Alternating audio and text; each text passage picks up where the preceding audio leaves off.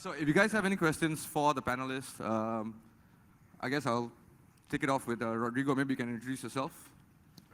Hello, everyone. My name is Rodrigo. I do malware research and exploit writing. So I'm Ben. I do, well, fuzzing. Basically, I'm a intellectual contrarian. I like to find stupid ways of doing bug finding that work as well as the smart ways, just because it makes people feel bad. Let me know when you get to the smart ways. I'm Grug. I do as little as possible for as much as I can get. Yes, I've done anti-forensics, GSM. Recently I've been working on OPSEC, basically techniques to keep people out of jail when they're doing fun things on the internet. And I help Ben doing all the C code because he doesn't know how to code the C. That's not strictly true. My name is Martin. I'm a ladyboy and I work here in Kuala Lumpur in the beach cafe. A side job is I do network security and IPv6 and stuff. Doesn't pay quite as well. But No, not as well. His clients have issues telling apart which job he's doing right now. They like both. I'm FX. I like to fuck with routers. Nice. Wow, that's Yeah, I can't get girls, so I fuck routers. You might be thinking, why this guy here's on the panel? We were voted best looking hackers. And Dylan really wanted to spike up the female By tendency at the hacking conference, so he thought, give them some eye candy and more of them come next year. Yeah, exactly. So the panel discussion is going to be open. So if you guys have any questions specifically about security industry, selling exploits, or any specific stuff that you guys want to ask the panel, what you guys think about it, it's an open discussion. So if you guys have a really elite question and it's cool, then the panelists might reward you guys with some drinks, and you can participate as well in the open bottle session. But yeah, maybe Are we going to you get guys a want to kick it off with some. bottle, by the Yeah, way? we actually seem to have finished the drinks that We need more drinks. These bottles are very small. Yeah. If anyone has a bottle, actually, we'll be happy to answer their questions. Paid questions. Yeah, we're consultants, so Yeah. that's how it Priority works. queue, you can move straight to the front. But yeah, maybe you guys want to talk about exploit sales? No. Let's kick it off with exploit sales, man. I think Why, exploit you want sales to is buy good. some? Yeah, where do I buy some, man? Let's start with that. Like, where do you buy some exploits, man? eBay. eBay? I think Grub would probably have some insight into that, perhaps. Actually, no, I don't. If you're Thank not you. from Forbes magazine, he doesn't tell anything. Yeah, I forgot my bag of money in Vibram, so No, you spent it last night with the... I had my bag of money, and then I met Martin, and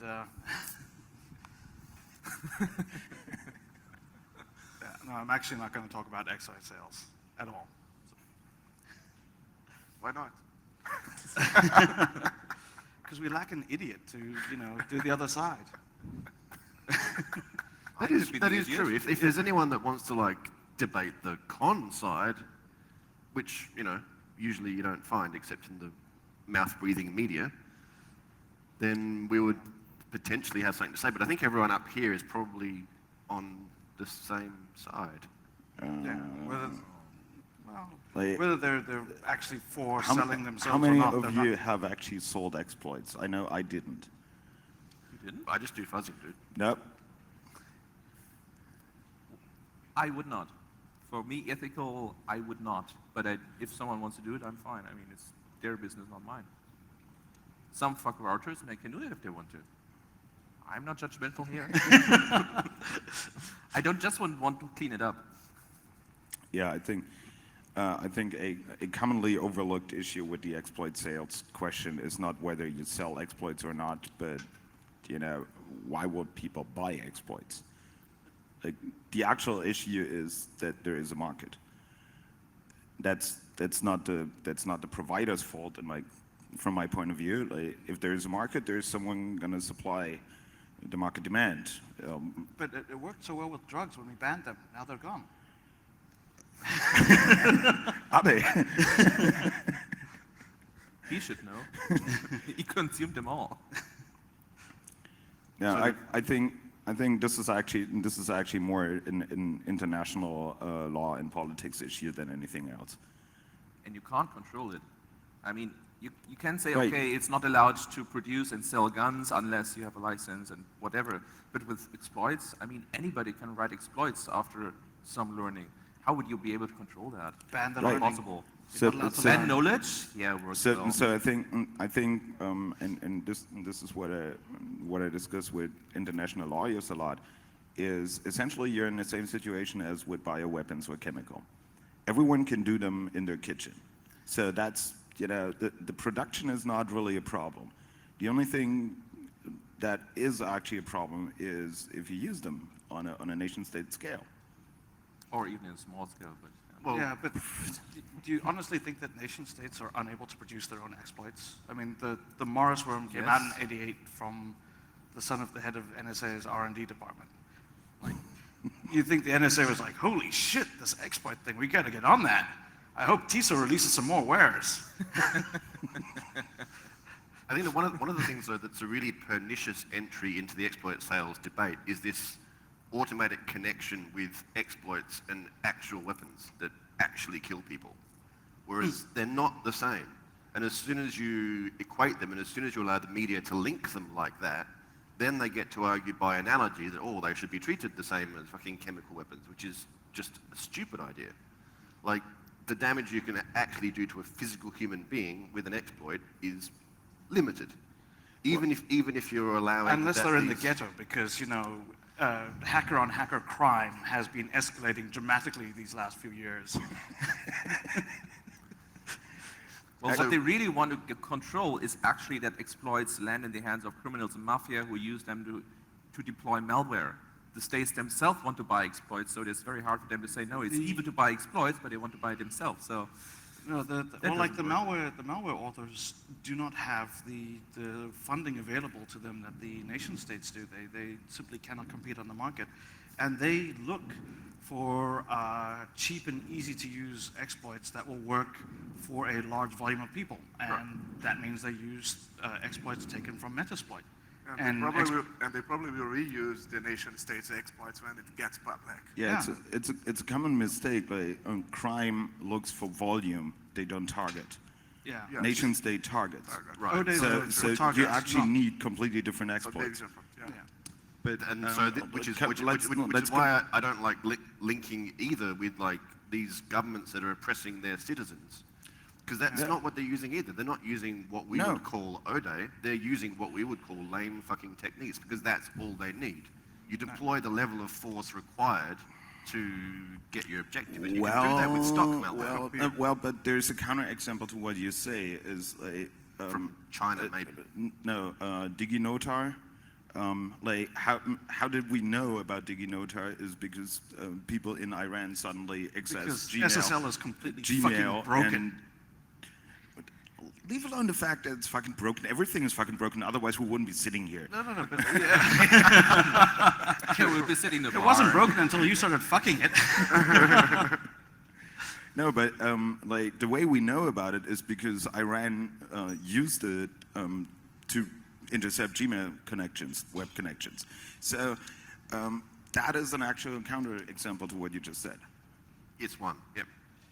And I want to come back to what you said about weapons. I agree that in civil and nation, like within nation state law, we should not link exploits in weapons. I do disagree when it comes to international law. Like, it should not be okay for one country to hack the other.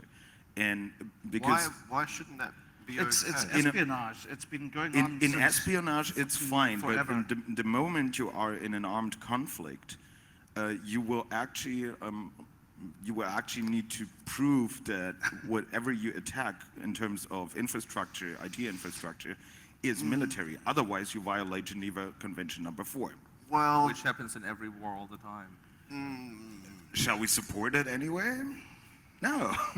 I think you're going to have a hard time. If you deploy military Stuxnet style things on a country that you're shooting with right now, and you kill the hospital IT infrastructure and with that people, I don't think that's okay. Is that different from accidentally bombing the hotel? Oh, sorry, the hospital?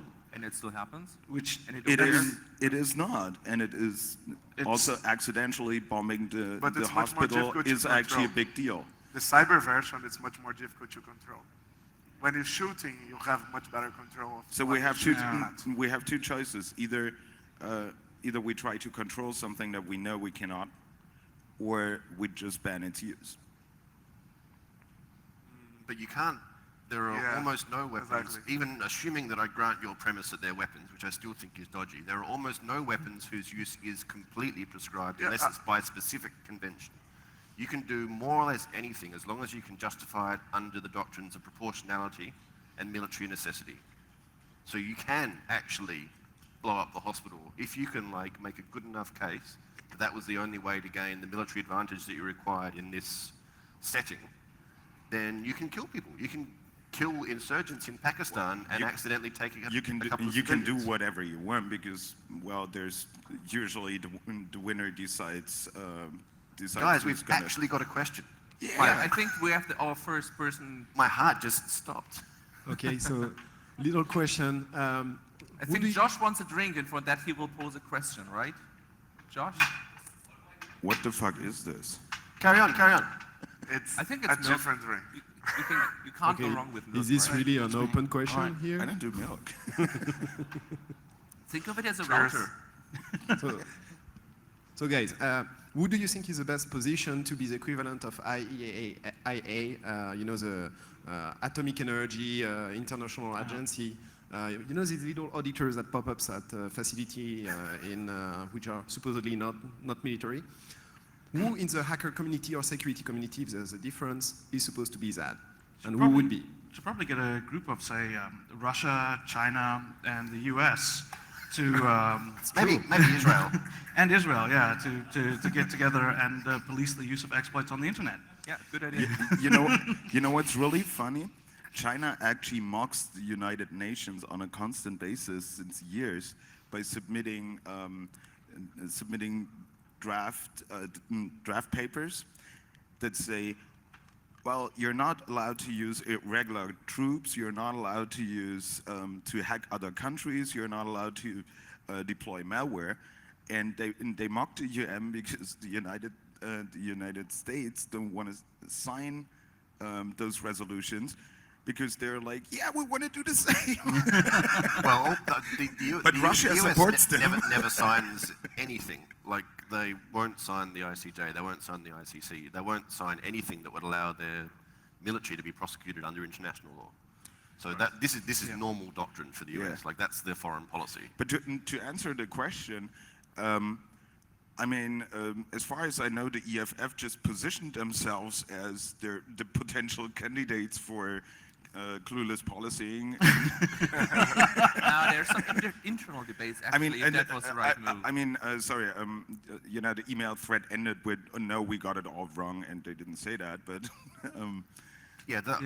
Which I think is the main point. Like, anytime you would set up an international organization to try and regulate something that's actually technically quite tricky, then you're going to get a bunch of people in Geneva and they're going to fuck it up.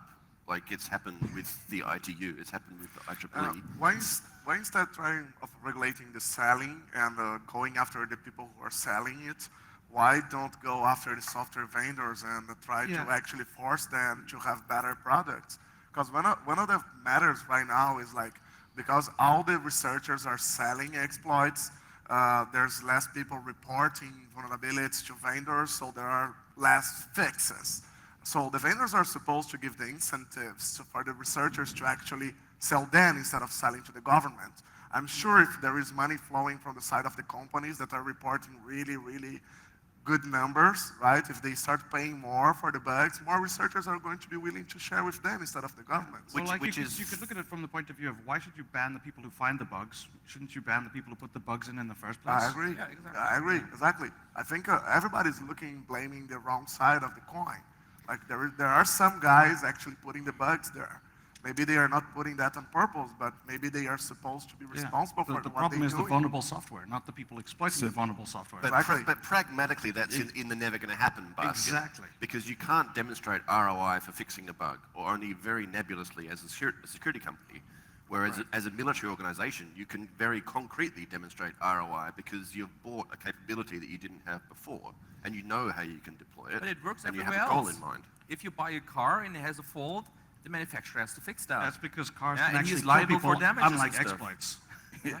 So same should be with software. So guys, I had an idea in that direction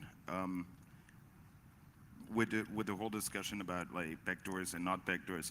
So it's really hard to tell when you have like an obvious vulnerability whether that was an intentional backdoor or not.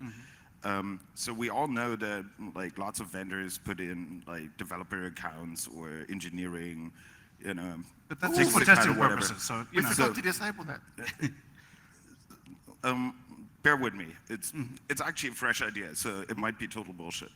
So the idea Cheers on being, cheers on that. The idea being that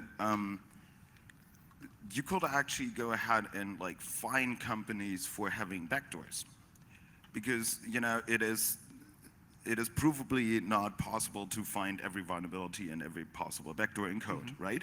However, it is also very hard to argue with a root shell. So once you found something that you would qualify as a backdoor, then the company gets fined, like a large sum. So they now have an incentive to at least remove default accounts and the like.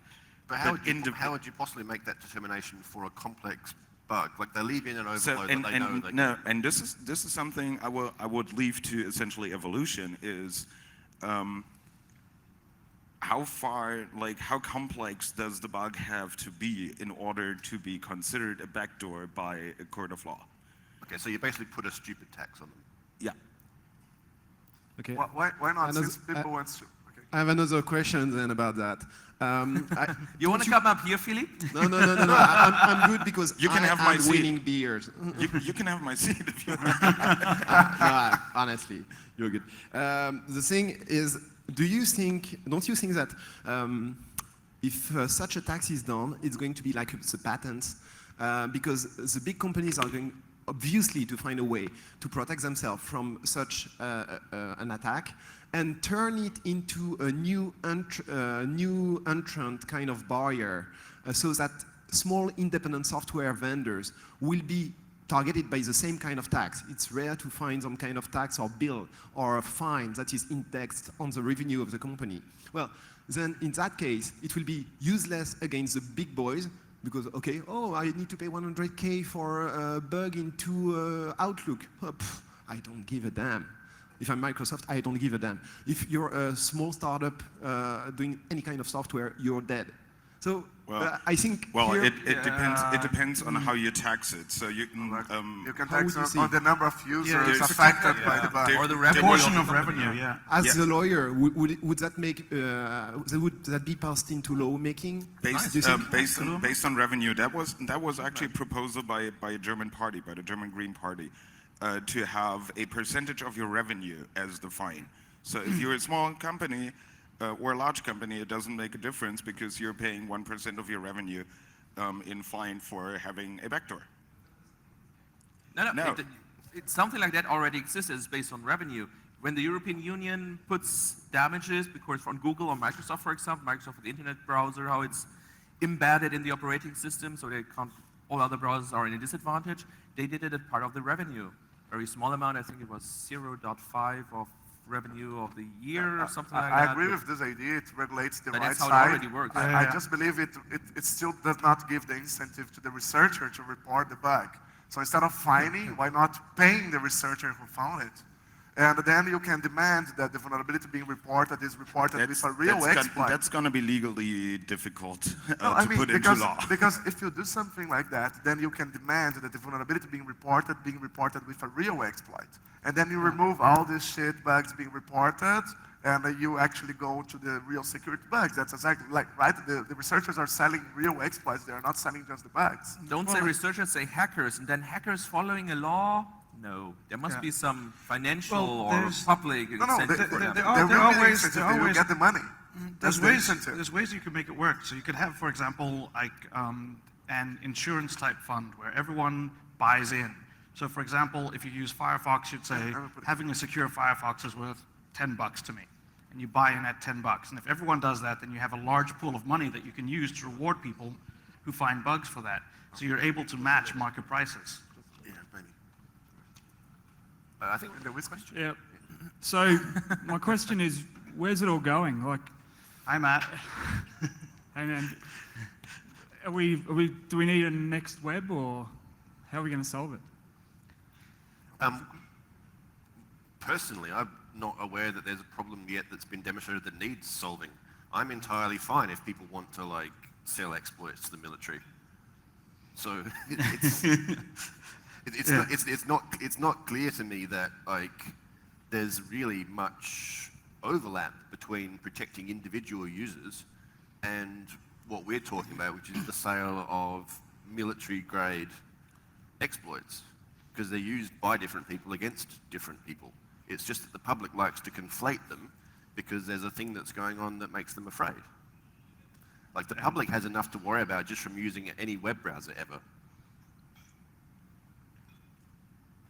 So where is it all going? I hope nowhere, personally.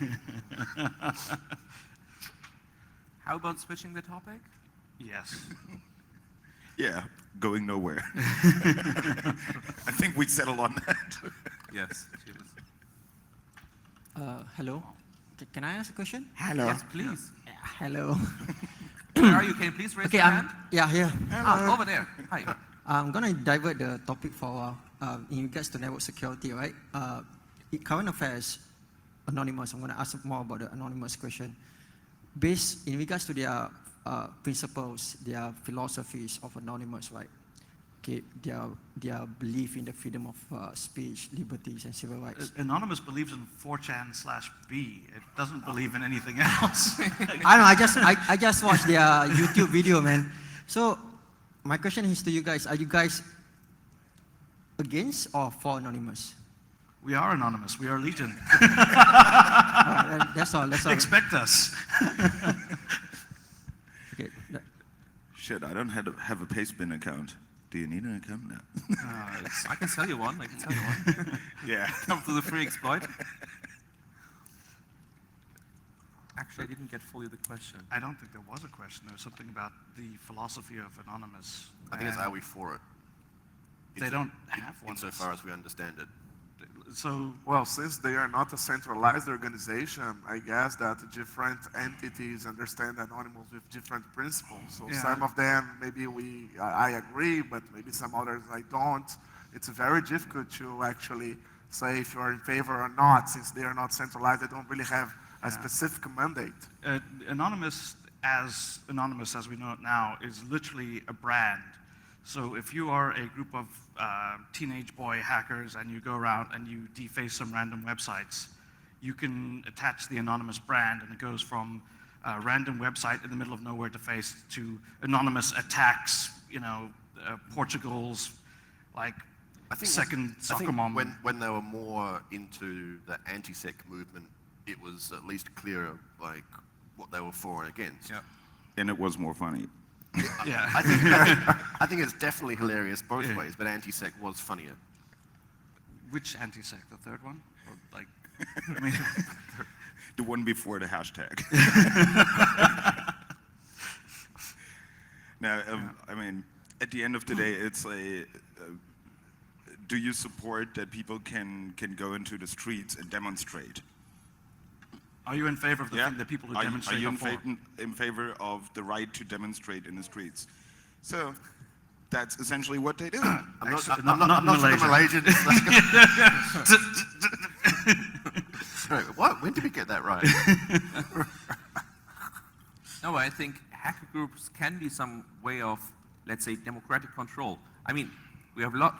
Germany is a democratic country, but still there's lots of, somewhat of the more democratic, but still things go on which are really not. And there is no other way to get control over that, to show here things go wrong, other than hackers hacking stuff, making it public.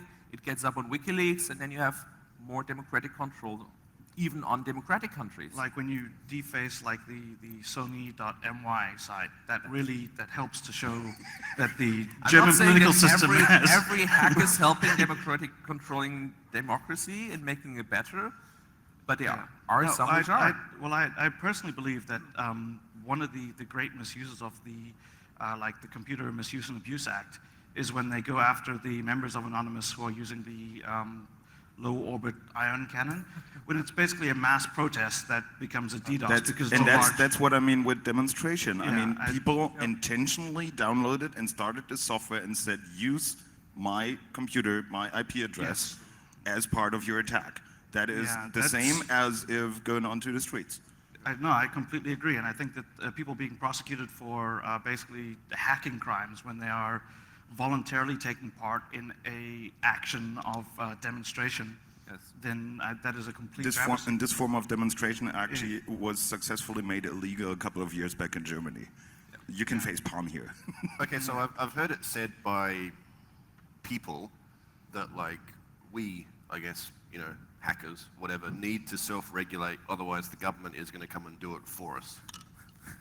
And the Grug can regulate himself very well. He can't even regulate his fucking blood sugar, dude. That is shooting off steam. That's something different than regulation. We won't talk about regulation of alcohol. Where were you going with this? Well, I'm just wondering to what extent you agree. Yeah. I mean, personally, I think it's a crazy proposition that will never work, but... Yeah.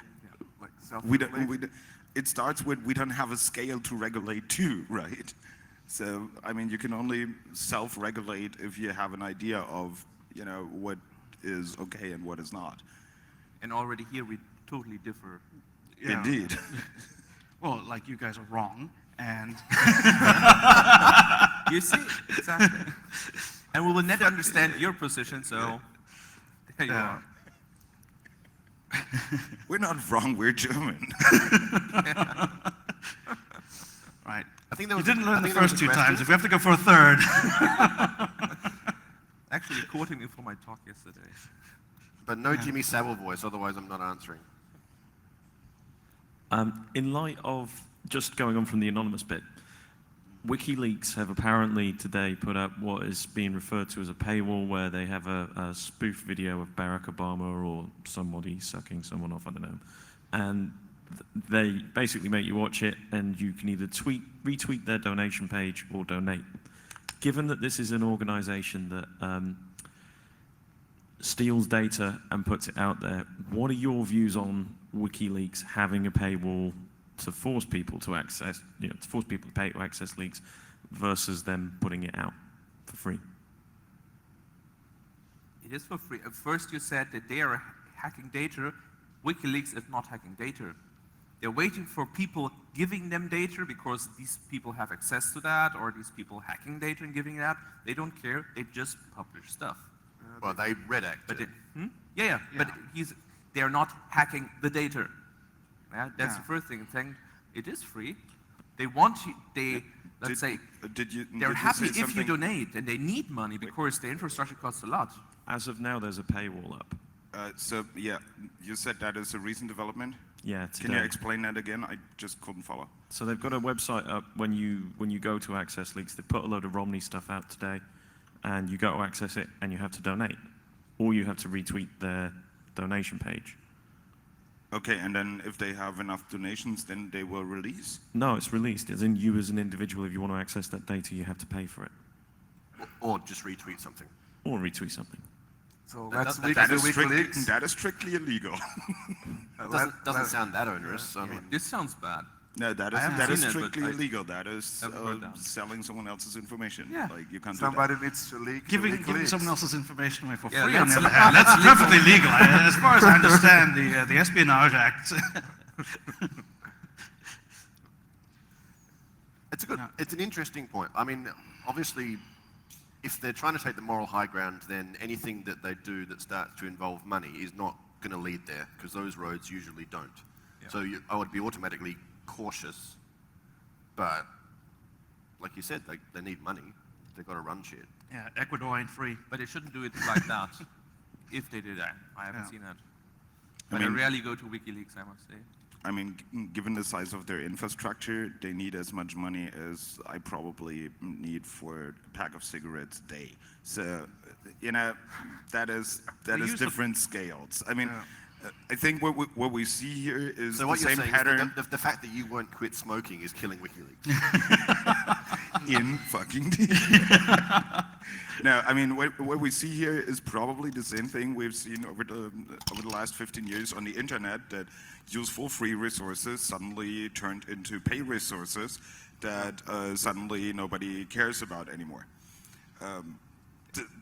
That is a very, I would say from a marketing point of view, that is a very effective way to kill themselves. I believe like they mixing. End of story. Yeah, they're mixing the project with the founder of the project, and that's very dangerous for them because the project is much bigger than its founder. I mean, there's a reason that the like I would say the second line of people behind this house left and started OpenLeaks. I mean, Which was not an easy project either, from who founded it and how it works, but it is not an easy project, but at least it is a democratic and free and hacker style project. But just to be clear, is Team Germany on the side of releasing military information, for example, for free? I would be, yes. Yes. Military information that could potentially That's the side of Germany, yes. damage operational security. So it's Do you link papers to weapons? putting people in harm's way. You have something? Do you link data to weapons now? Maybe if, God. maybe if it gets sent in a PDF and I have to open it with Adobe Reader, then I'd be but no, like I personally think that it is very irresponsible. For example, like if you leak operational details about military information. So if someone were to leak the details of the deployments of troops and where they'd be going next, that would actually be a bad thing because that would lead to, it potentially could lead to deaths. And if So you look at the historical context of WikiLeaks, they actually originally started out as a journalistic process. So there was an actual review process before publishing in order to decide about that type of documents and other types of documents that, yeah, no, like something should that's be, embarrassing should be to a leaked government and should versus not be something that's- leaked. Yeah. Yeah, So- but it's very difficult to scale. So, Yeah, particularly when someone gives you a CD full of, state yeah, documents. exactly. Yeah, and it's very difficult for somebody who is outsider to actually judge the kind of information. So I think it's kind of Yeah. irresponsible. Yeah, I think so.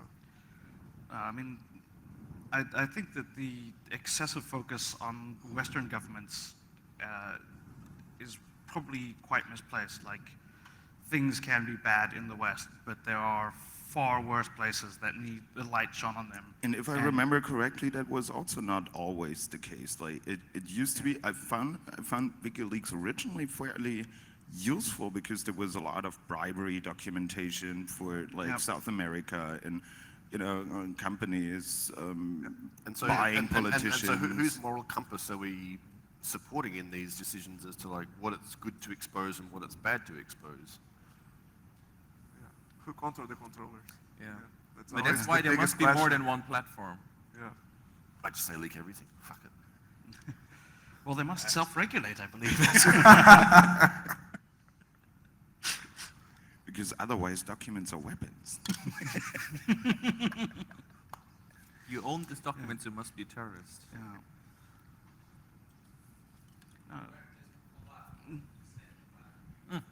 Please wait for the microphone. Wait.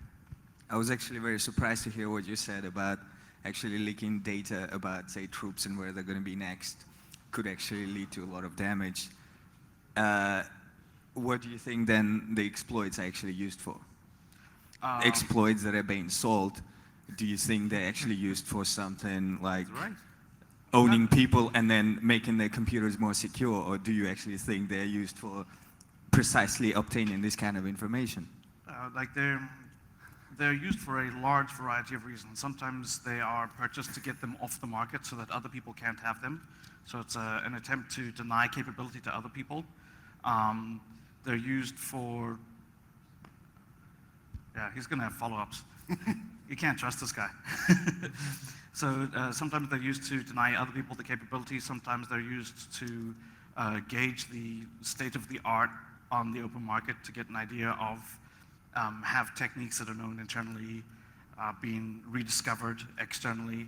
They're purchased to find out. So they'll be purchased for demonstrations.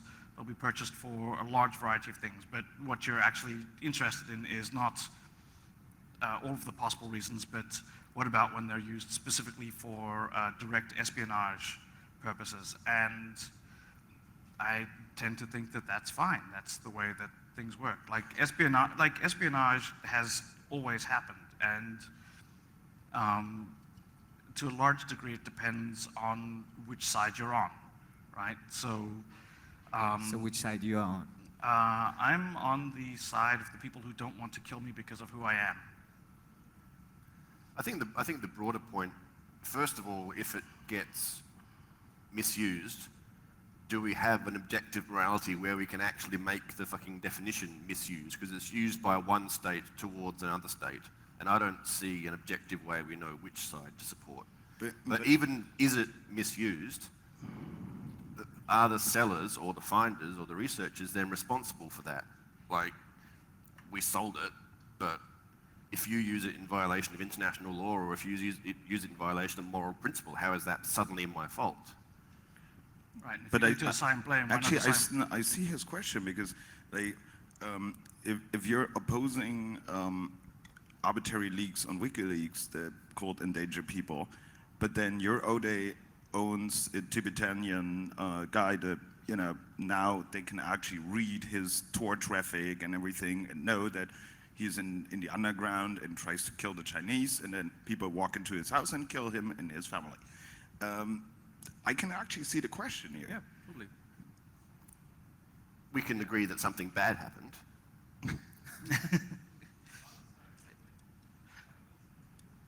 Thank you. Yeah, the statement was, bugs don't kill people, governments kill people. Governments have a monopoly. Can I get a shirt of that? They're violent monopolists. And also smoking. Yes. Yeah. What? Smoking kills people. Life kills people. Anyway, to kind of change it a little bit, if you had to name, say, one of the epic fails over past maybe decade of us as a security industry, and one of the epic wins, what would it be? AV. AV. AV would be a fail. Oh, yes. Sorry, I wouldn't. Oh, I meant I would disagree. I think we as researchers, we made a big mistake when sometimes we go like to conferences and we show that it's possible to bypass security mechanisms. We have good intentions of sharing that information, right?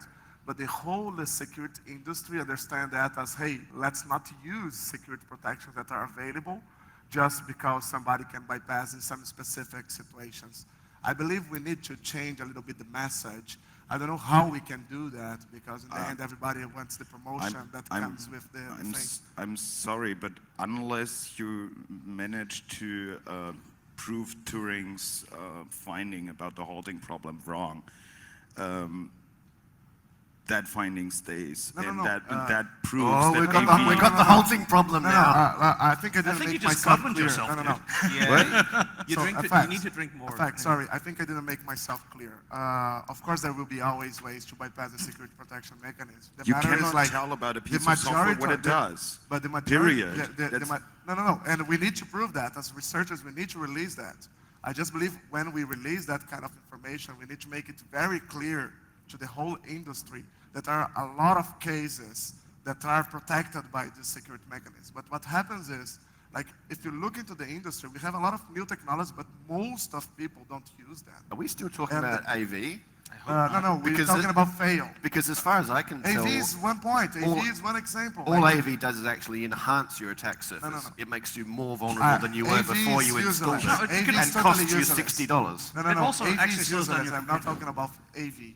I'm talking about like the industry as a whole. Like, people tend to believe that you don't need to use some specific protection mechanism. And I'm not talking about AV. I'm talking about memory protection, address-based randomization, things that the modern operating systems are supposed to have, but a lot of people are refusing to go to use this kind of protections. Really? Basically, because if you see people talking about, like they, not like the I've never vendors are heard, including I've the never heard of protections. someone turning off No. DEP when he came back from a security conference. No, not the AV, not the AV.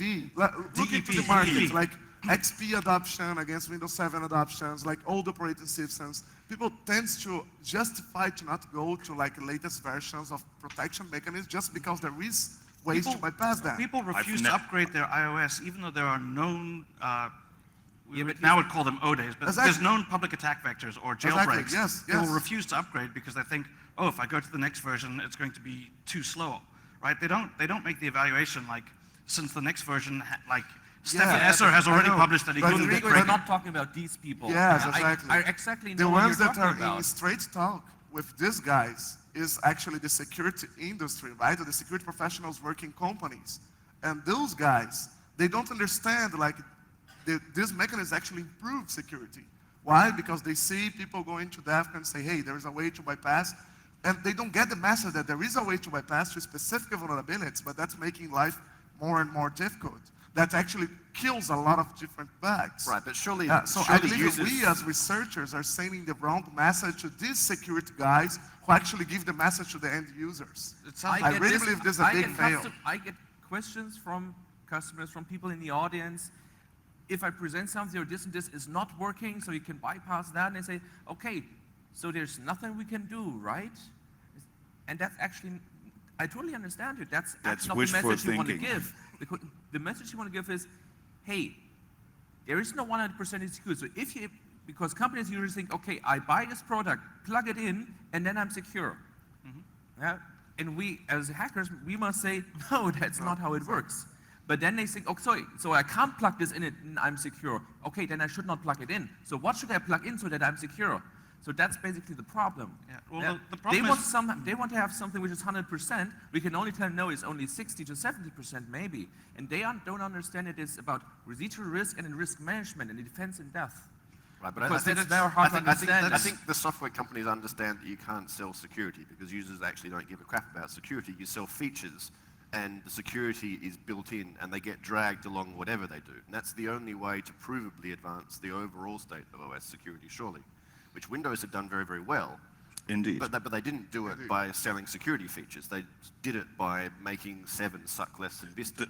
The first Windows that was actually pretty full of mitigation techniques sucked bots. Right. Yes. Yeah, and it wasn't the security mitigation techniques in place Yes. that made it suck. And that wasn't what halted adoption. It was that it sucked. Right. Actually, I want to answer the second part of the question about Epic Win.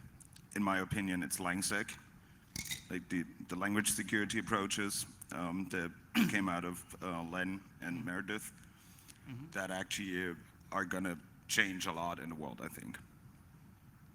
At some point in time. What did we, last decade, so we're only since 02, right? It got some traction lately, again. So the basic idea is that you tell developers that if you need a protocol to turn remotely light on and off, maybe you shouldn't use XML, but you should probably use a protocol that has a very simple regular language of 1 bit. So you don't need a shitload of code on both sides to actually parse the protocol. That is the most simple way of looking at it. And I think that's Epic Win. I cannot see that taking off with developers as I've ever met them. It's not how the developers That's, think. that's not how they function. They're like, can I get a library to do this? Yes or no? XML? Bang, library. Yeah. Yeah. I want something which supports anything, so it's And- easy for and- me just to expand on that. Exactly. The Just want to like, edit something, then it has. developers can't do KISS, dry, you're not going to need it. Like they, Oh, you don't want to dry kiss, man. Excuse me, a question. Just going back to the AV thing. So we all recognize that AV doesn't work. It can't pick up. Well, what it Miko doesn't doesn't. know. Speak up. Could you speak up? Sorry. AV. We all know it doesn't work. But does that mean you don't recommend your mum uses AV on her Windows XP machine? I would absolutely recommend that you do not install AV. You're making yourself more vulnerable than you were. Yes And and no. it also encourages users to not think about what they're doing because they believe that the AV is protecting them. It's like in Holland where they started getting rid of, like they used to have all of these roadsides, like bump in road, dip in road, bridge coming up, and people would have huge amounts of accidents because they're looking at the fucking signs and then they don't pay attention to the road.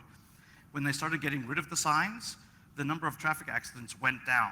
And I think it would be similar with people who stop running AV. Actually, the number of infections would go down. I was with you until I realized that we just made the same argument that the Catholic Church uses against condoms.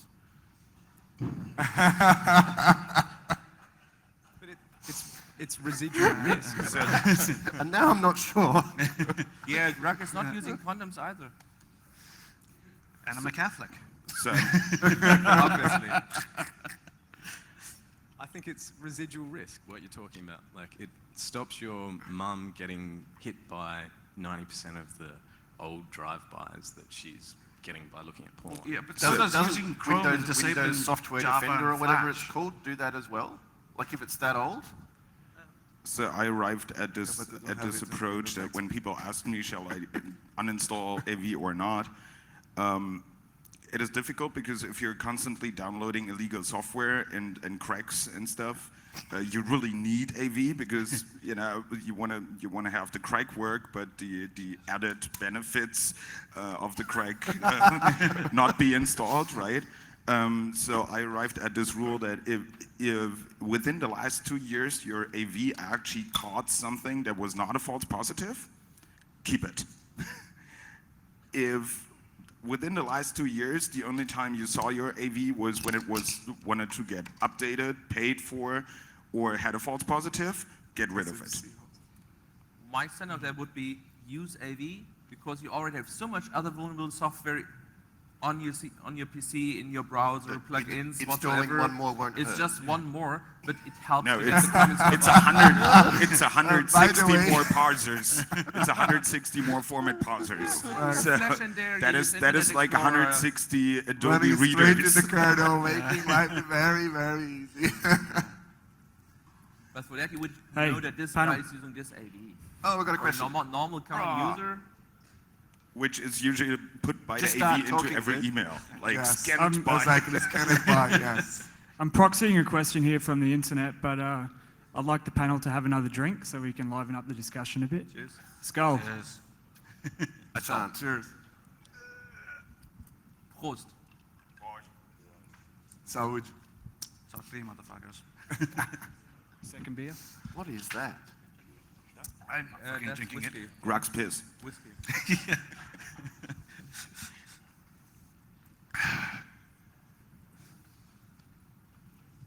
Was there a Zarul had question? Zarul had a question. Okay, a very simple question.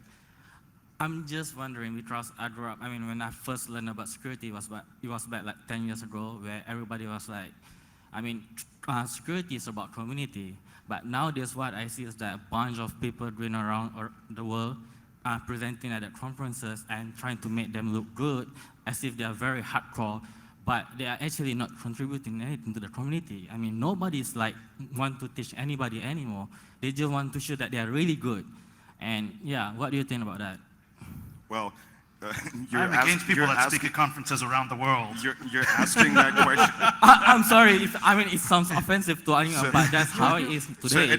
So there's two representatives of two of the oldest hacker groups still sitting here, and the hacker group still exists. So community is still there. All right, yeah. But on the other hand, if you say, oh, how should I put that? Everything got so specialized, you can be sure even the old dogs, there's a lot of stuff we have no clue about, or we're really shitty, we have very little knowledge about some stuff, but of course we have lots of experience, so we're good in some stuff. So we present here stuff we know about, but we're also happy to attend other talks and learn there, because there's so much stuff. Except for web app, because fuck that. Hey, Greg, just fuck that. this is a good moment to put a promo for Security Vacation Club, no? Like, that's basically the whole point of the conference. Who's actually. talking, please? Fyodor. Fyodor for sure, but Ah, I don't see him. hiding there. Okay. I think it's a great point, though, in that back when you guys were first picking up your fucking ZX Spectrums or whatever, there was some expectation that you could potentially be a little bit good at most of security in general. Indeed. Yeah. What there existed then. I think now there is no way that anyone can be a security generalist. Yeah, but at Only the if same you're time, shallow. Only if you're shallow. But Yeah. if you want to be able to go deep, you have to omit other areas, and of course, then you get specialized. Right, like web security.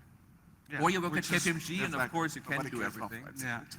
but I mean, even back then there was a lot more variety than there is now. Like back then we had how many different Unices? Like Lots of HBSUX, AIX, Solaris, Visual Unix. Sonos, like all the stuff. These days Yeah, but it's it's Linux. it was all mostly Unix. Like, Yeah. There was a lot of even back VMware then, was you like didn't get many guys that would know And what yeah, to do if they but dropped into there a was- there was- VMS shell, yeah, right? like, there were different there were different CPU architectures. Like you had to use Yeah, and also some file Spark and systems, PPPC yeah. and Alpha and like x86 wasn't everything. These days, if you want to like learn assembly, x86 wasn't anything. yeah, well, like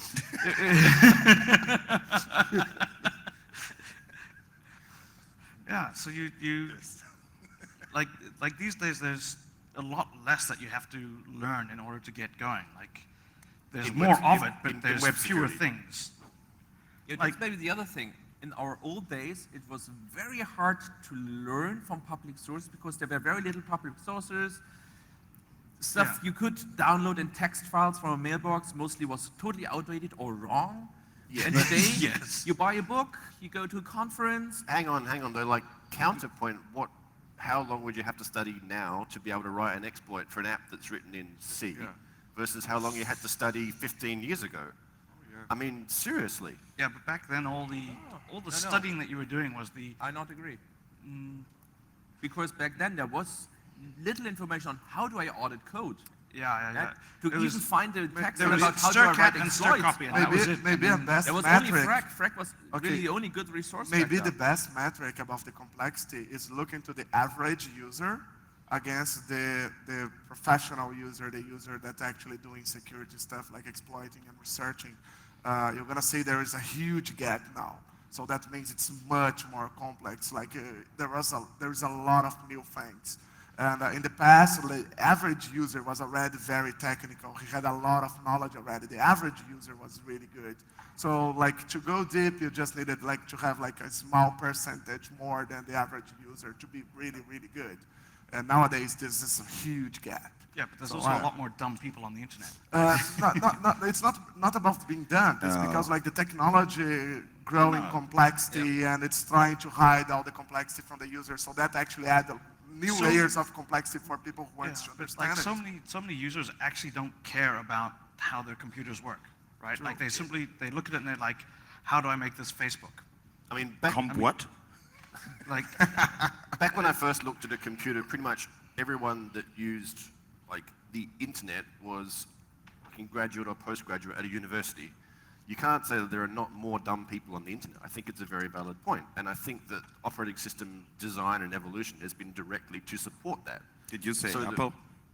So that we can Yeah, he said Apple. I heard that. so that we can get more dumb people on the internet because it's great and people should have the internet no matter dumb how people stupid spend they more are. money, I think. But why do they have more money? It makes no sense. Yeah, but they're dumb. They just don't understand. They don't even know how their computers work. I think I can't believe I do that, but I actually agree with Van Hausen We usually always disagree on everything. So that the availability of information changed. So the drive for community, for building groups and larger groups, was largely to actually have more people that can teach you shit. That you can like to ask. exchange Most Now inside- the open availability of all the information that you need removes the need for you to peer up with other people because you can get everything in terms of information off the net. Right, but I so think a lot that of- a is lot of one the- of the driving sources here. So just let me go back to the actual question though. Like, do you think that do you think that we've been getting now worse again? Like after we had our like glory days in say 03 to 09, when everyone would release full info, are we now getting worse again when people come and talk just to be a bit flashy but don't actually like drop the real meat? I think it might be the case, but everyone makes this decision for himself. Like what you present is what you present, and well, but what you present is what the conference schedules. Right, but it's not like, look, you can be on, I think, 290 days out of a year be on a security conference. So it is not like they have a large choice in submissions. Even the big conferences get mostly obvious bullshit. If you have anything that is worth presenting, you get scheduled, period. So it is up to you whether you release stuff or not, whether you rock the house like Mark did yesterday, which was a great talk, or you talk about JavaScript. It's up to you. And there's also something that's changed. Years ago, you had some interesting research, you went to conferences and you published your research and talked about it. So you had something and you could for 6, 12 months to conferences, and for everybody it was new. Today, where you have lots of conferences where it's live streaming, you can really do your talk only once because the next 2 days it's already on YouTube. Yeah. And we feel this is unfair to the researcher. Outdated already. As an upstanding member of the SBC, this is cutting into my vacation time. SBC rules. First rule of SBC is do not advertise that we're all members of SBC. Okay. We're not all here.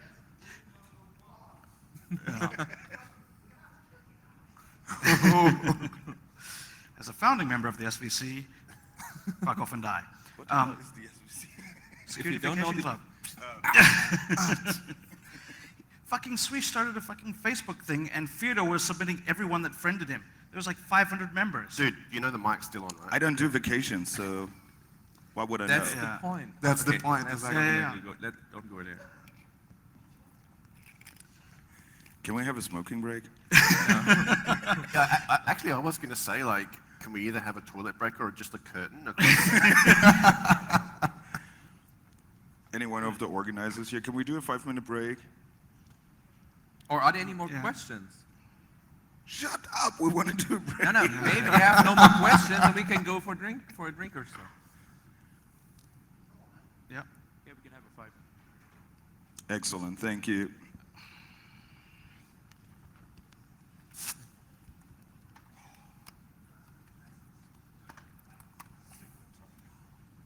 How do we turn it off? Hello? I don't know how to turn it off.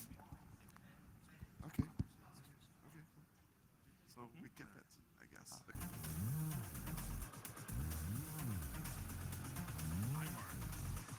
I take contact.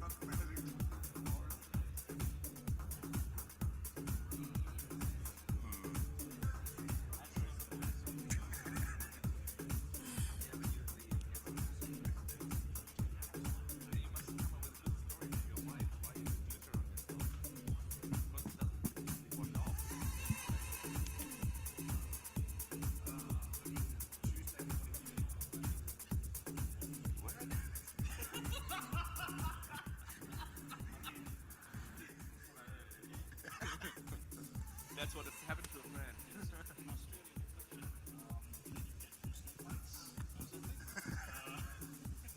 Your snake bites. Your snake bites? Mine just pukes.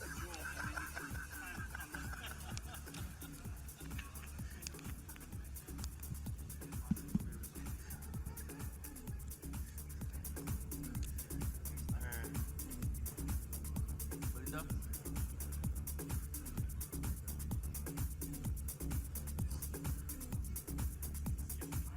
You know what? I think we just wait it out. Like, we just sit here. And he doesn't say anything.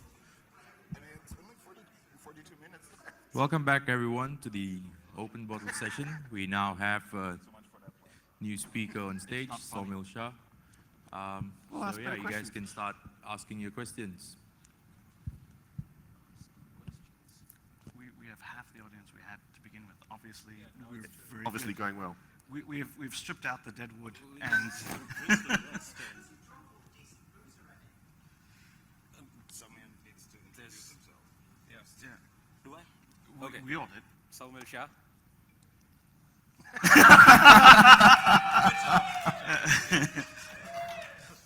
He'll be judging the bathing suit competition later, and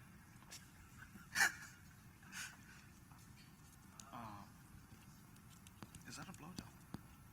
It is. It's a pop ret, apparently. What? It's a pop ret. It is. I'm hoping it doesn't actually return, but.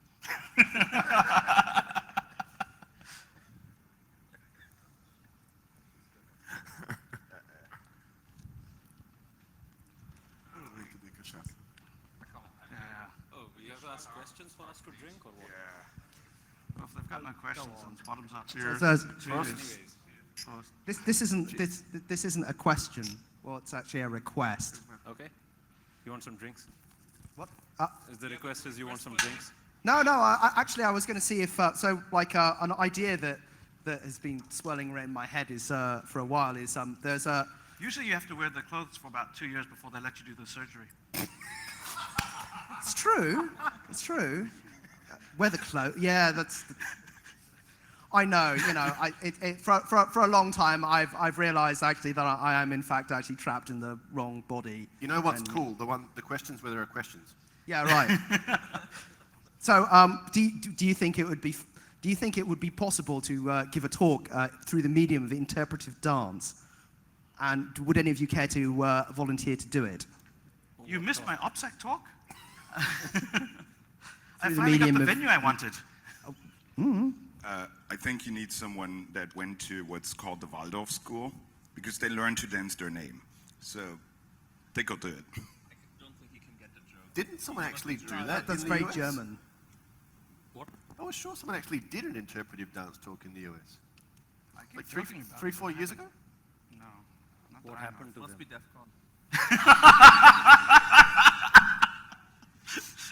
CON. So, strictly speaking, when Dan is drunk and speaks, it is very close.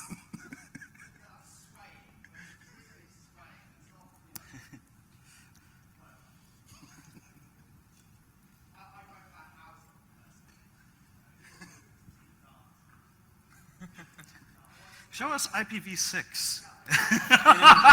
In an interpretive. Yes, dance the V6 header.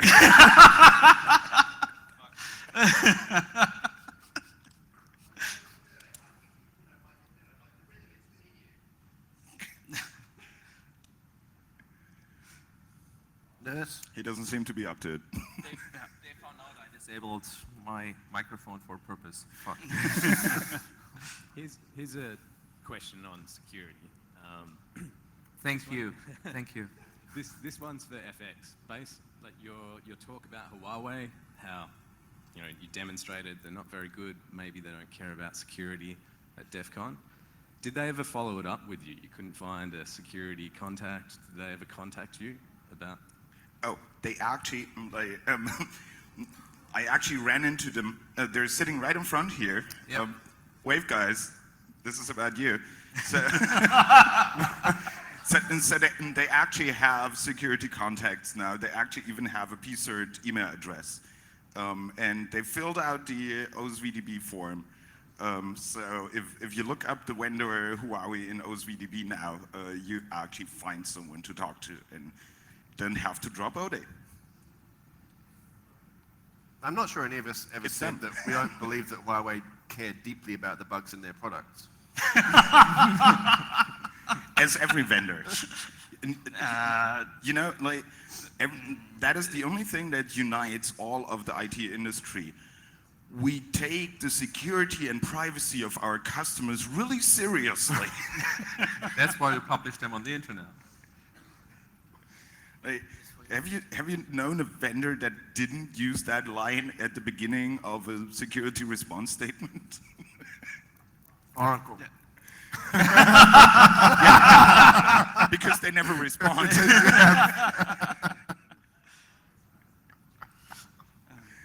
So actually, I have a question to the rest of you. What do you think happens at HP right now that, you know, they release ODE against themselves? No, people who need no jobs? No, basically the whole team that they had that was competent left. So who was left over was basically taken over by a management group who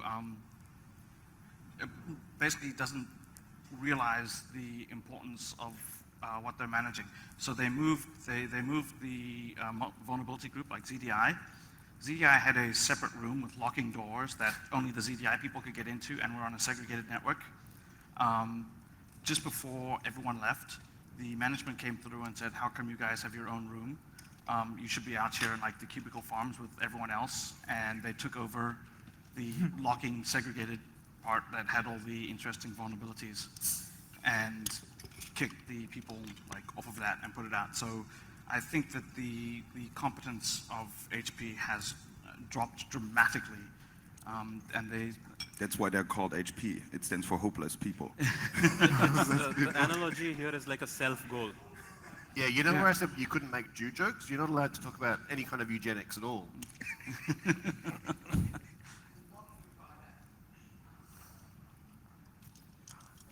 He's just waiting for a better offer. Yeah. There's this rule, I think it comes from the US military, that in sufficiently large organizations, if you look long enough, you find someone competent. Yeah.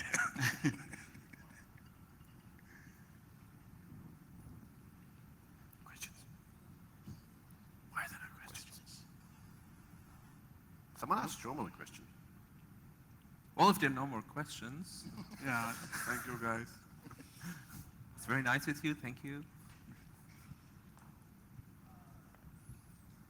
Yeah. Mint shirt again. Hi. This is okay. I'm talking more about the business perspective of this conference. When it comes to designing a solution, right, in terms of architecture, infrastructure, we will have to determine three things: the security, the convenience, and the cost. So from your perspective, right, which one comes first? And from a business perspective, which one comes first? Yes, that's a very good question. I'm glad that you've asked. Very Do you want to answer it?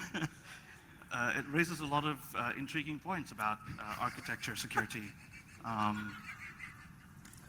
like to open it up to the panel for discussion. As you can see, there's not going to be a straight answer, but are you prepared for a very entertaining answer nonetheless? Okay, let's do this. So, start. You want to be entertaining, go for it. All right, well. Yeah. Don't look at me, I opened the fucking question, mate. Well, I thought I'd just pass it around, but all right. Okay, let me do it. Okay. Does anybody else want to say something about that? I can pass around too. All right. No, I think Van Houser actually brings up an interesting point about this, and I would like to open it up for. Actually, I think Rodrigo's insight would be like critical. Certainly. Well, in Brazil there is no architecture design, so sorry. long and short of it is, what are you going to be worried about the most? Then make money. Do it honestly. If you get owned, turn around and fix it really quickly, because beyond a certain point, prevention doesn't really work. In order to, so this actually touches on something that we have discussed a lot internally, is what we've been calling SecOps, which is basically the idea of how to set up a network and an infrastructure that is resilient against attack and ownership. And really what we've come up with is that you cannot stop attacks. I mean, at some point, something's going to get through. So what you need to actually focus your efforts on is being able to rapidly recover and to do damage control and mitigate against the impact of that attack. So that you need to do impact containment. You need to segregate your important data from your less important data, so that when the secretary gets owned because she got sent a malware link that said, look at private Facebook pictures, and she double-clicked on it and it didn't work, but now someone has access to your network. From that point, it didn't work. Yeah. Damn. Yeah. So we used to design networks where we had a perimeter, and then that was like, oh no, that's totally old-fashioned. And then we designed deperimeterized networks where we thought that we'd be able to install something like AV or a HIPS or DLP node-wise, and that would somehow help. And now we're thinking that you should just assume that everyone is going to be owned most of the time, and you get used to get owned. And you have to find ways to reduce persistence. We're here, we're owned. You have to find ways to restore operation as quickly as possible. Because if you can restore overnight, if you can be back operating overnight, then you don't care if someone trashes your entire rack, because you've now got a push system in place where you can rebuild and get back in business. But no matter what strategy you follow, if you're looking for convenience, as in no work, it's not going to work. Well, it's pretty convenient if your whole architecture rebuilds itself automatically overnight. But you Getting would to have built it to begin with. A massive investment. Deploying and using SecOps properly, once it's up and running, it's basically a push button, because you're just rolling out new images constantly. However, getting to the point where you're being able to roll out and configure automatically and run with new images is a huge amount of work. If I compromise the system, automatically my backdoor is rolled out to all the systems all the time? That's very effective. That's cool. That is very convenient, which is actually one of the major problems with really very different to how it's like a Chinese now, approach to the problem. Or you could just sell the firewall or the switch and skip all of that. But no, so there are significant problems with Chef and Puppet, which are the two main DevOps programs which get used for that. So if you can bring up a box in a Chef or a Puppet environment, they are configured to SSH in with credentials and then SU root. So if you bring up a box in that IP, in that IP range with an SSH listener, you automatically get credentials to then access all the other systems. You also have, it's on and on. There's significant problems with the way it gets done, and that's mostly because it was written by web app developers who are just upset that they can't do JavaScript everywhere. I actually saw that there's low-level JavaScript coming out now. LLJS. That would really help. I think that one of the major problems with CPUs is that they don't actually support JavaScript natively. Yeah, when I want to get down to the bare metal, I just go Node.js, really, because that's okay. Now I want to kill you. Do you realize that when you say something like that, straight-faced, that some CPU vendor will actually go, "That's a good idea"? It's called job security.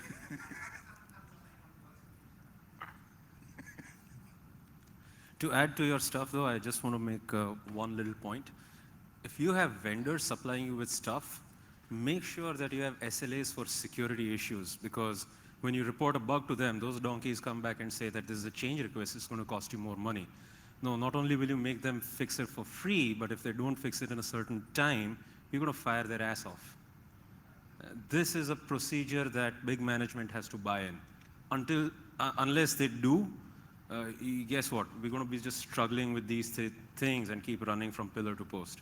It's not going to work. So Soumil, I mean, I've been in the IT business for an awfully long time, and you know as well as I do that those sorts of things those sorts of ideas carry very little weight with management who are essentially looking at like the bottom line. Security is not viewed as contributing to the bottom line because you only notice security when it goes wrong. Yeah. And the rest of the time you are fixed cost. And that is something and that's something to be we're the damn fire extinguishers of the industry. Yeah, I mean, and the thing is that That have been emptied out by students over the weekend and don't actually work. nobody actually ever paid a premium for like a better fire extinguisher until you realise the house is on fire and you needed it. By which time it's a bit late. And like I cry bitter tears for those of you that work on the defence side, but she shows it. Yeah, well, that's it's the price we pay. I mean, like are you actually stream? Is all this being streamed? Yes. Oh, okay. I won't mention the bit then about how I basically am still just employed so I can abuse my employer's generosity. Yeah, thank God you didn't do that. Yeah, I know. Thank God.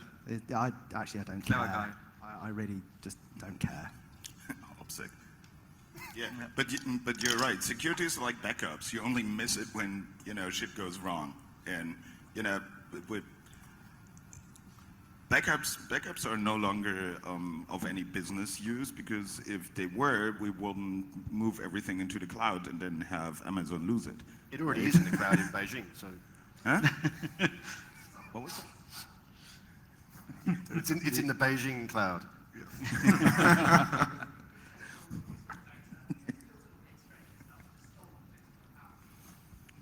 Yeah, when one of my servers crashed, I was actually considering asking the Russians for their backup.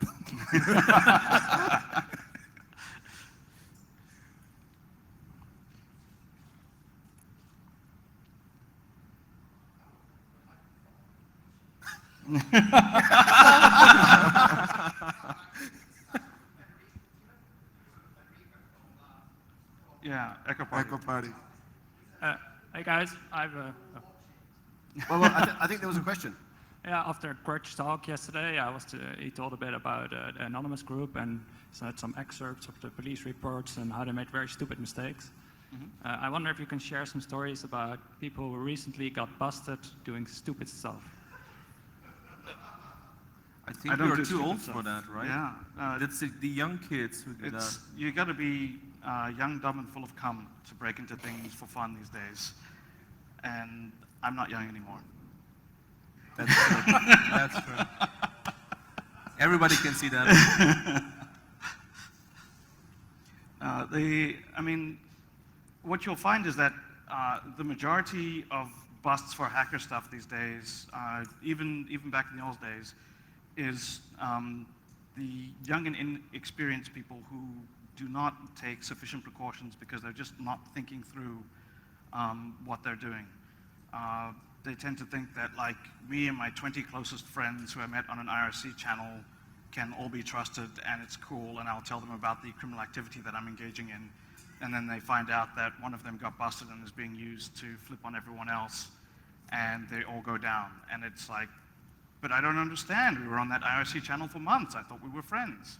Like, yeah, no. And also, it turns out, kids, that law enforcement everywhere are specifically trained to help you self-incriminate. And they're very good at it. And they're probably better at it than you. And if you don't learn to get better at not self-incriminating, then you'll get better at having sex with Susan. Don't you also think that, I mean, I don't know how it is in the countries you live in, but in Germany, the police force is not actually famous for their IT skills.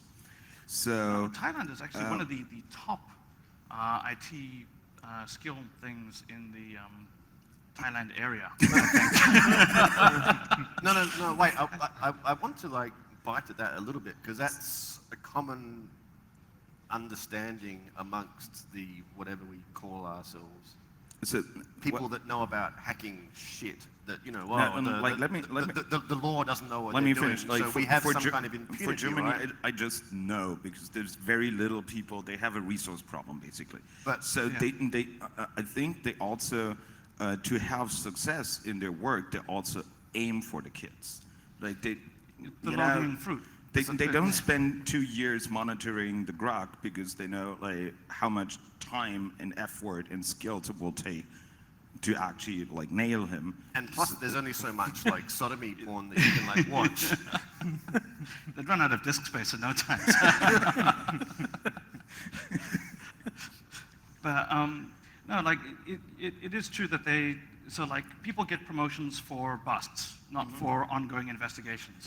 So there is a strong incentive to go after the quick and easy wins, and that means that they tend to go for people who are not incredibly technical and sophisticated and clever and stay out of their way. They go for the people who are young and inexperienced and don't know what the fuck they're doing. And I think the point that Ben was going to get to is a lot of us tend to get caught up in the geeky aspects, like the sexiness of the technology, and ignore all of the human factors, which are actually the things that you need to worry about in the real world. So, for example, as I've said several times, so Tor is an effective technological solution. In terms of a police force, Tor is sufficient to keep you from the police being able to trace back your IP. That's just not something they can do. Tor is not going to help if you post on a forum under your real name. Like, they won't know what IP you came from, but if you fuck up the important things of, not actually revealing who you are, what you're doing, and so on, Tor is irrelevant. I think that if you're a hacker that wants to actually break into things and do crime, then your only real option to stay safe is to scale vertically. You can get smarter, you can learn more about how to do effective OPSEC. Whereas law enforcement has the option that you don't have, they can scale horizontally. And they can scale that way in a trusted network where you don't have to worry about every second person whether they're narking. And it's a tool that we don't have access to. And it is an effective way to multiply the force that you're applying to your adversaries. And so you've got smart guys that have been done just because they were only one dude. They didn't have the capacity to out-resource the combination of tools plus more cops. And at the end of the day, it's the definition of law enforcement's job is like reduce the amount of criminals drastically. Like they know it's like security. They know that they can't have a criminal-free country. Also, they don't want that because then they would be out of jobs. But it's economically proven that it's not a achievable goal. You know, the boogeyman. Hacker proved that like on the 50s. Yeah. I can see that in Brazil. This is you will need to start with your government again. Plus, all the good music would be gone. So.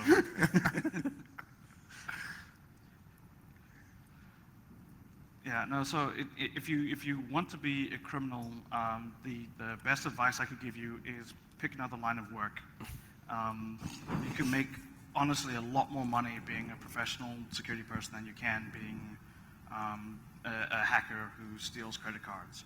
There's actually academic research on how much average income you have per year if you rob banks. And it was something like 30,000 per year. And I was like, what? Come on.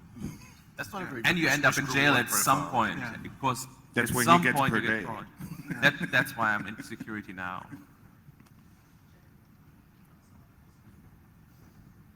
You're gonna make us all sound like whores, dude. Oh, sorry, you aren't? We're mistresses. We're full-time employed, mate. Yeah, we have a question from Twitter. Are we taking Twitter. Twitter questions now? If it's soggy and I'm not answering. Who? Soggy. I don't know. But some guy named Gogan, he asked, what keeps you interested? Still tinkering with toys, chasing the money, or something else? It's the girls. It's the girls. Definitely the girls. All about I'm in it for the groupies.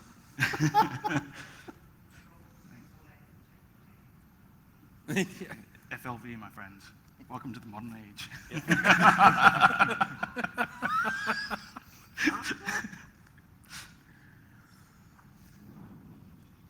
You don't have to be interested actually to make money. I think that's a common myth. Yeah, we don't actually make much money. I mean, compared to if we become quants and gone into finance, like the level of intelligence you need to do that is pretty much the same. Well, not as all of us, of course, but you know, you don't actually need to be that much smarter than the average bear to make a fuck ton of money in finance. But it's not as rewarding as computers has been for us. You look at the Societe Generale, the Bernie Madoffs, and the UBSs and all that. How many billions have they made versus a few hundred millions that probably all the Sony hackers and everybody together have made? Yeah, you can tweak the goddamn LIBOR if you're a quant. You can't if you're a hacker. Who's a bad guy here? You know, that's the question. So I don't know about you guys, but I still enjoy looking under the hood of stuff, of products. You mean you work as a mechanic to supplement your income? Yeah? You work as a mechanic to supplement your income.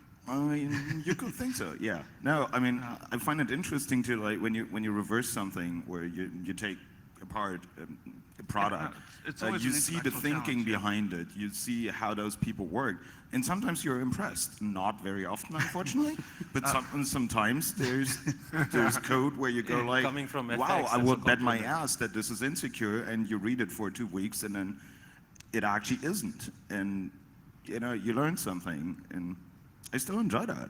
I think the new stuff angle for sure is like, yeah, always. Because I'm coming off a long period of basically maintaining a code base. Like you write a hacking bug finding tool and then you end up like suddenly, holy shit, how did I become a developer? Like I know about like source code management and horrible things. And the effort it took to teach you that. I know that feeling. And Holy shit, why am I writing a debugger? Then after a year of working on shit, you go and do like a few weeks of something you've never done before, and you suddenly remember like, oh, this is why I like computers. Okay. Yeah, I think what is a big difference in the security hacking scenes compared to other areas of work is that we do it because we have passion, because we like what we do. And you can, especially in our area, you can only become one of the good guys in your areas if you have the passion. Because you have to invest your free time. You must go out, search the information yourself, teach yourself. It's just like you can't just buy a book, read it, and then you know. And also, like in finance or stuff. We don't have to finish.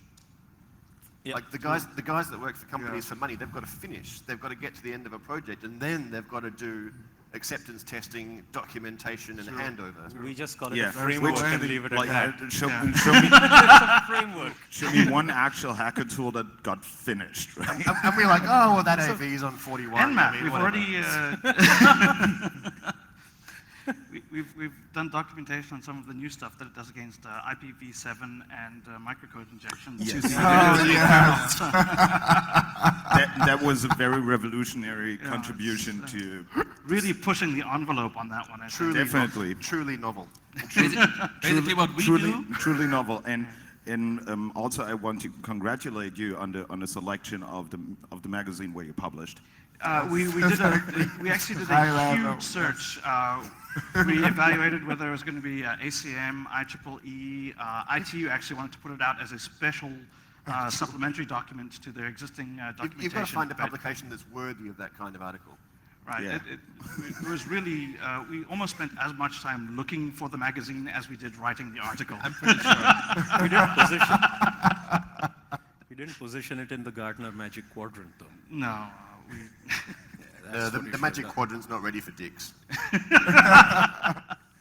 You know what scares me about the academia world is that I'm sure in 2 years when you look at citation databases, you will show up there with this document being cited. Belts and braces. They're going to be terrified that one of the authors is going to be on the review committee for their paper when they submit it. So they're just going to have to make sure that, like, actually, it is cited. Yeah. From what I've seen of academia, like anything at security. You just died. Anything that is delivered as a security conference is like free for them. Or in frac. They don't have to cite like They don't cite a PowerPoint. Yeah, or frack, by the way. Oh, Not that I'm bitter, mind you. No, apparently, apparently they're all young, attractive college women. We'd be happy to if they want to send some over to interview us for a follow-up article, perhaps, or follow-up article.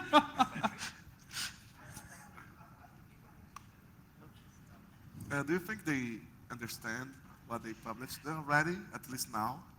Yeah, they've sent us a document just recently asking us to sign over a copyright to them, which we have put up for internal debate, and there's a lot of contention about whether we should even respond or just say, fuck you. So, Didn't they send a takedown notice to Fyodor? Yeah, that's why they want us to assign copyright to them, so that they can then use that, and we have basically refused to respond. Because we really want that information to be free. I mean, we did not publish with them for it to be hidden away from the limelight. Yes. What use has a middle finger if you can't show it, right? So, Case, does that answer your question? Good. We're dying here. Give us some meat. Come on, there's no question. I'm like vegetarian. No meat. Black hat and white hat hackers from the media. You missed okay. exploit discussion. Okay. All right. We already had that. Sorry, you're late. No. Why are you late anyway? Unless you went to buy talk. Oh, that's an excuse. Yeah. Why didn't you finish your talk early and come here? I tried. They won't let me go. Why am I looking at Twitter? That's a quick word of advice for everyone running a conference. If you automatically post a Twitter stream on a live event and live stream it, you will have a huge amount of big penis. jokes. Yeah. And that's just not from us. I mean, like it, yeah.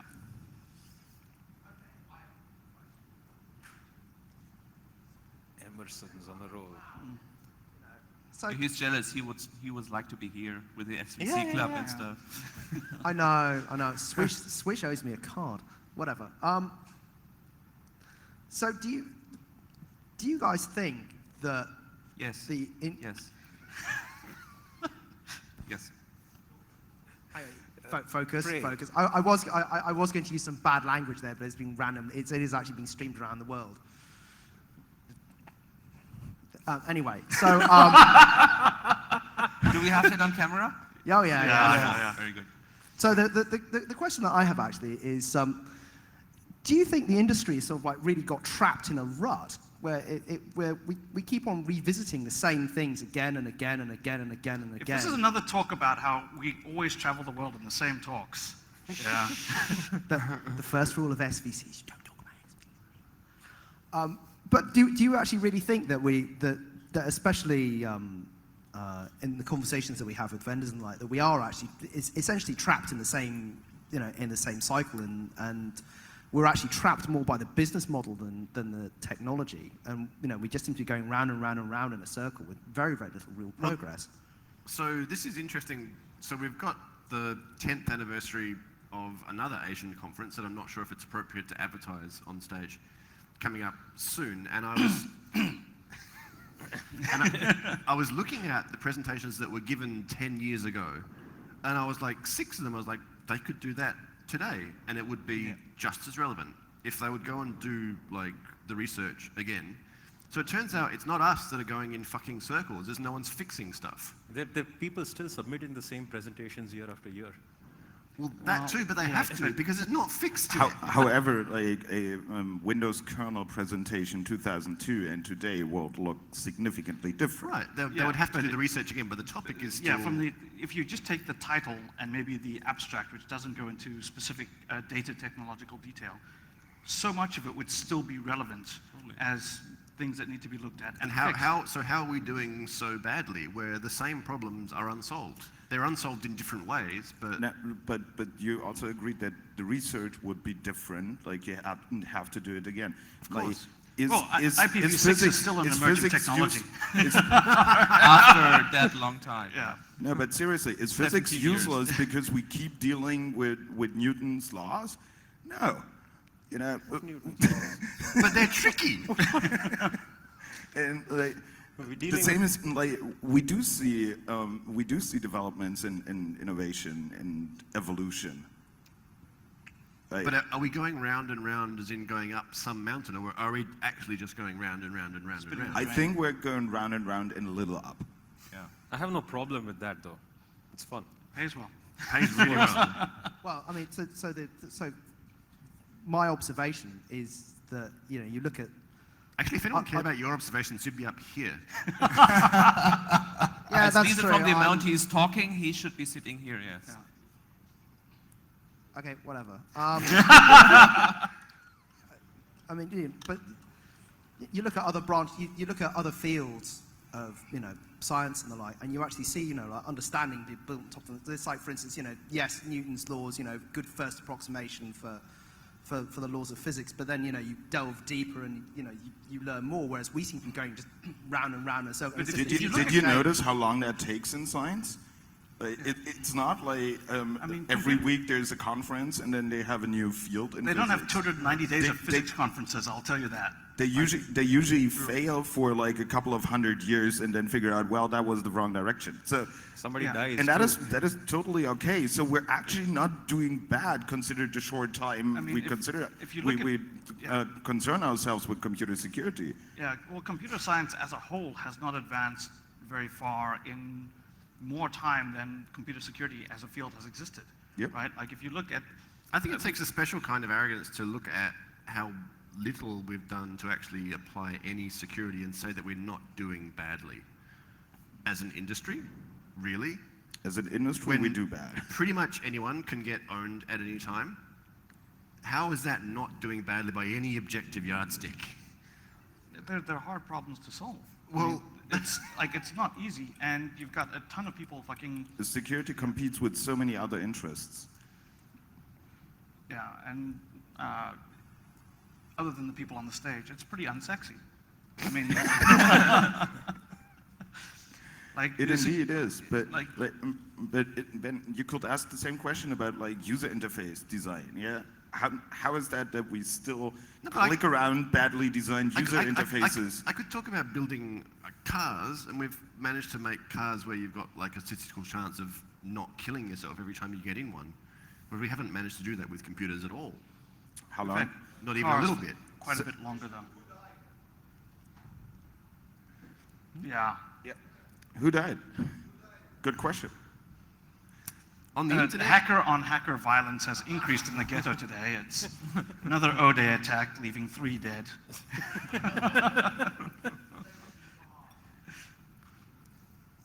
Well, there might have died a couple of people when, you know, a network went down and they couldn't get to their porn, and so they exploded. We all discussed that the AV is kind of useless, right? So how come the company's still selling it? You think they really believe it's not useless? You think they don't have people who understand it's useless? I think Mark explained that earlier today, that, you know, people want to buy something and then be secure. Yeah. So do you agree there's so everyone who promises that So don't sells. you think it is a failure from the industry? Like we sell No, it, it's a shit, success. and For the people are AV buying companies, it. it's a success. So And yes, I as think a Mika would company it's a disagree with that success, one, but as in a an way. industry it's not. I think there is a huge asymmetry. Like the people who are selling So stuff, imagine they all understand they're the selling shit, all the but people money, are all the buying that. resources, all the talent that goes into writing fucking virus signatures worldwide would actually go into the development of like secure parser libraries. It's the same sort of people and you know, things that actually make sense. You think the guys who write the signatures have the capabilities to write these type of... I was going to say, like, we need those guys writing signatures, otherwise they'd write far more vulnerable code. We'd be So pretty much the same reason people buy vulnerabilities, just to take them off the market. Put them somewhere they can't do anyone any harm. The AV the companies people are I know are pretty full of capable and security probably better developers. programmers than you and me. Like what? So, 10 of them? no, there are more. 11? Fuck it. Never mind. Go ahead. Yeah, but I think on the other hand, as researchers, we have very little control over the industry, which is primarily driven by marketing and VC and business interests. Like we like to play with computers, and that's what we do. And if we get something out of it, such as a steady job and enough money to do the things we like to do, and the occasional trip to a conference for whatever reason. And a root shell. And a root shell. All I want is world peace and a root shell. I can see from the time here that we have 3 minutes and 25 seconds left. So maybe one last question, then we're done here. How did you manage to keep this room live for 2 hours? They're all puppets. That's a secret we won't all tell. puppets here. Good question. Thank you for that last question. I'd like to open that up for the panel to discuss, perhaps. As Rodrigo, the final remarks. But perhaps the Germans would like to comment on that one, on keeping people The alive Germans for are 2 hours. Thank you for the free booze.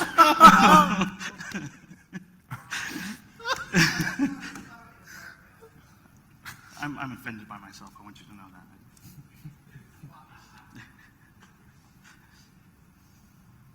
Nope, can't keep people alive for 2 hours?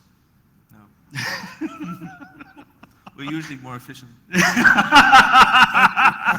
right, like, if it takes 2 hours, you designed this chamber.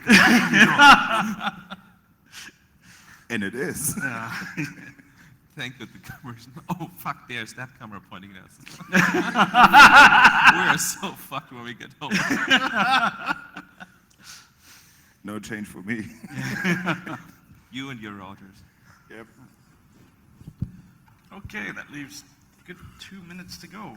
And how many seconds? 2, 1.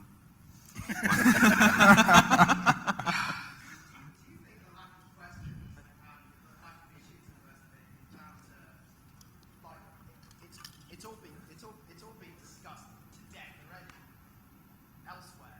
No, just because our answers were so good. I think that our penetrating insight has just leveled the floor, and people are terrified.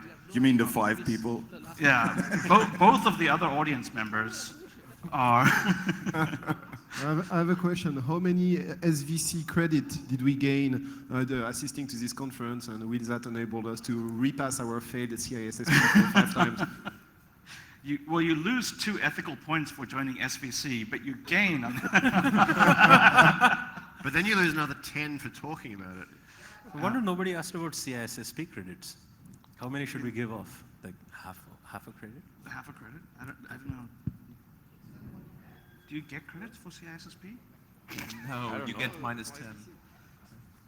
Because it's just a filter that you use when you're hiring people. So Is there CISSP? No. Is there anyone that holds SVC Not and allowed. CISSP at the same time? Because we shouldn't Yes, allow yes, that. yeah. No, Yeah. that's mutually They're conflicting with our mutually- board of Mutually ethics. exclusive. Mutually exclusive. Yeah. Yeah, there's a mutex lock. You can do one or the other. Yeah, it And conflicts if you with have our SVC, you cannot have a CISSP It's like anyway. rules of But it's ethics against the forbid it. ethics Yeah. and something. Yeah. Nope.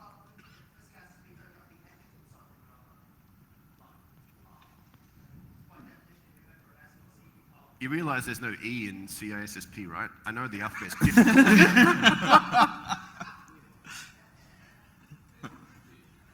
Now there is. Yeah, well, like up here, I think the only thing that we all hold in common is that we're certified Unix network technicians. But, Totally. yeah. Yep. Oh, we're over time And that's now. it. We're done. We're done. We're done. Yeah. Finally, thank you.